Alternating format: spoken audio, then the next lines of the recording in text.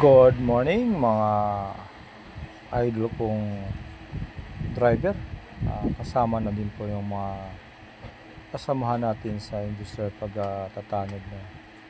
Ngayon umaga kailangan natin batiin sila. Lalo yung mga nagbibigay ng taxi, tricycle, jeep from Mapari hanggang Ulo, Luzon, Visayas, Mindanao. Kung yan ang hanap buhay o hindi man nagdadrive papasok o pauwi, lagi po tayo mag-ingat. Yung gusto ko lang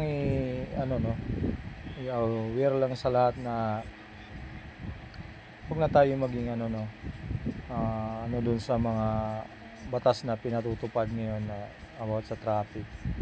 Ngayon may incap na, tapos pag na-chimpan tayo, magre-react tayo, nasa atin yan Yung iba nga sumusunod, bakit tayo hindi susunod? Ibig sabihin, kaya ng iba, kaya din natin sumunod. At wala pong sinasabi, exemption dapat yung batas na yan. Katulad na sinasabi ko, from the cities at mga location ni EDSA na nakakasakop sa mga incap, medyo aware tayo, Sumunod lang tayo sa batas traffic para wala tayo pagsisiyan sa bandang huli. Kasi kapag maklik ka once, naku, iyari ka na, hindi ka na makapag-explain.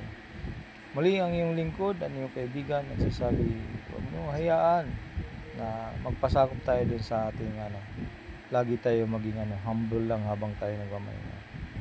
Huwag kalimutan mag-click and like and share sa ating video para maganda-ganda ating usapan.